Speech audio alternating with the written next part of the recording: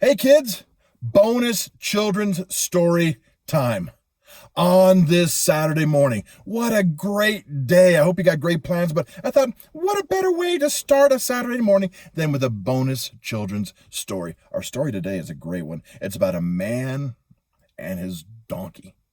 Now, this man, his name was Balaam, and Balaam was a prophet. Now, prophets, if you remember, prophets are the ones who talk for God, and God will give their messages. Well, Balaam wasn't really a true prophet. Every now and then he'd speak for God, but he would speak for any gods who are out there, any idols. He'd give his pronouncements. "All people, thus saith the great statue God," or "all people come hither and listen to the words of the baby cow God. The baby cow God says unto thee, moo, moo." So he would talk for whatever God people want him to talk for. Were they real gods? No, of course not. There's only one God. We know that. But people would come from all over. And one day he had messengers come. And these messengers came to him and they said, "Oh, Balaam, we come from the great King Moab. Moab, the king of all he surveys, benevolent, beneficent, great King Moab. And Moab begs you to come hither, hearken unto us, because he wants you to pronounce upon the Israelites who have come and surrounded the nation of Moab. He wants you to pronounce a curse." Now, Balaam, he wasn't against pronouncing curses. He did it all the time, but he had heard of these Israelites. And he knew these Israelites were watched over by the one true God. And he knew that if there's one God you don't mess with, it's the one true God. So he says to the messengers, "Hang on, I'm going to go pray about it, and then I'll let you know." So he goes and he prays, "God, should I go and do this? Is this the right thing?" And God says, "Do not do that. Those Israelites are my people." So he comes back, and to Balaam's credit, he says, "Sorry, guys, I can't go. I don't care how much money you offer me. I can't go." Well, the messengers went back to Moab, to the king there, and what do you think the king of Moab did? Oh, he threw a fit. He's throwing pillows all over the place and throwing swords at people. "Oh, no," what he says, "no to the king of Moab. Go back and you make him come and you offer him as much money and gold and silver as he wants." Well, so the messengers come back, all the way back to Balaam, and they say, "Balaam, you've got to come. I'm sorry. Forget the voice. Just come with us, please, okay? The king of Moab, it's like, for us if you don't come. Besides, he's offering you a whole lot of money." And Balaam said, wait, how much money?" "A whole lot of gold and silver. Let me go talk with God one more time." So Balaam goes and he prays. He says, "God, they're offering me a whole lot of money." And God says, "You can't do it." "Well, you know what? I'll tell you what. I'll let you go and do it, but you only say what I want you to say." "Oh, of course, God, of course, Dad. Only what you want me to say." Meanwhile, he's got his fingers crossed behind his back because he just wants the money.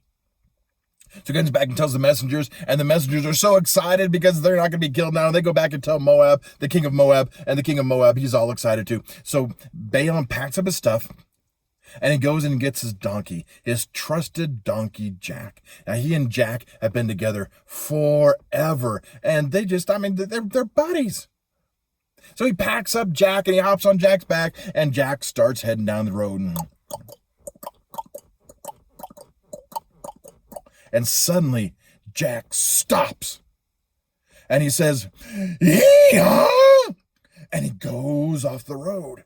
And Balaam said, "Jack, what are you doing? No, we got to go straight here. What are you doing?" See, what Balaam didn't know is standing there in the middle of the road was this huge angel with his sword out, ready to kill Balaam, because God knew Balaam's heart, and he knew that Balaam was going to go there and say whatever the king wanted him to say, pronounce whatever curse the king wanted him to curse, just so he could get the money.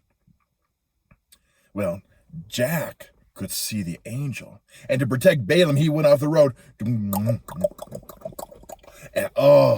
Balaam was so mad, and he hops off of Jack, and he gets a stick, and he starts smacking Jack. Now, bad donkey, bad donkey, bad donkey. And Jack's like, hee-haw, hee-haw.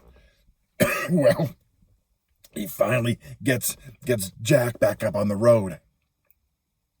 And they keep on going. And Jack's mad, and Balaam's mad. But then they come to a narrow place where there's a wall on each side. And suddenly, Jack stops again, boom, and he says, yee-haw!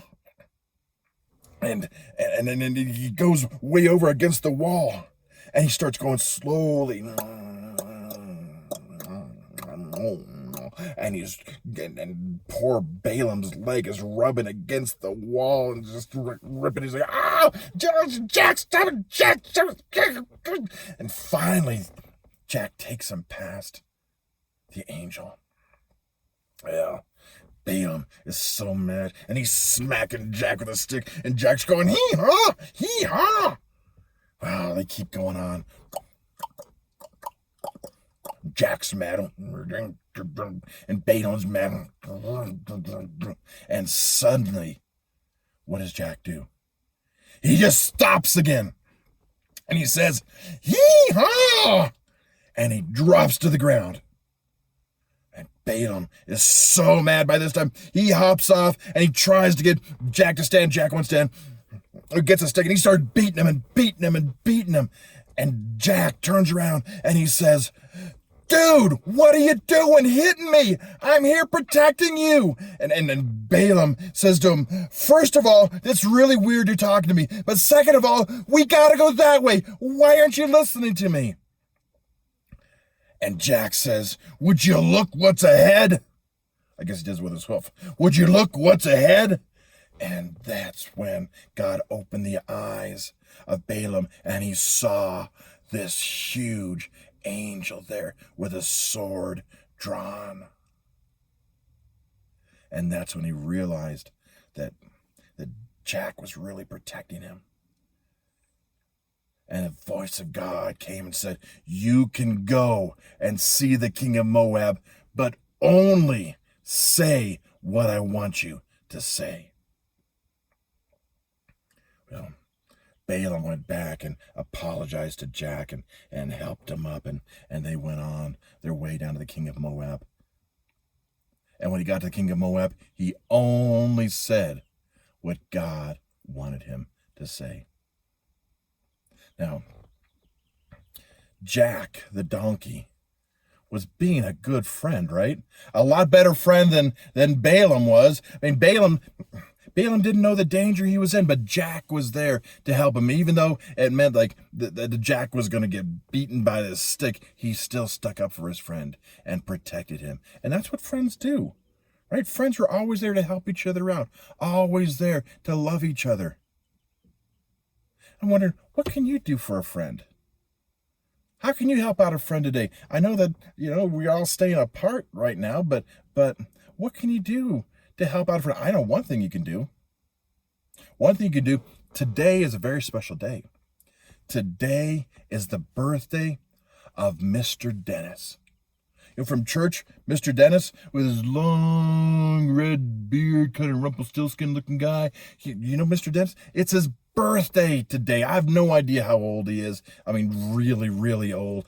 But what a great friend thing would be is if you give him a call and just sing happy birthday to him. He would love that. If you know him, if you know Mr. Dennis, then just give him a call or have your parents send him a text or something like that. Just let him know that you're really happy that it's his birthday and sing that to him. It would just make his day. Oh, and you know what else? Coincidentally, it's also the third birthday of Skippy. As Skippy's the little squirrel that lives in his beard. So when you sing happy birthday to Mr. Dennis, you can also sing happy birthday to Skippy the squirrel. Skippy would love that too. All right? So, bonus children's story time. Hope you had a good time. Hope you have an awesome day today. Bye.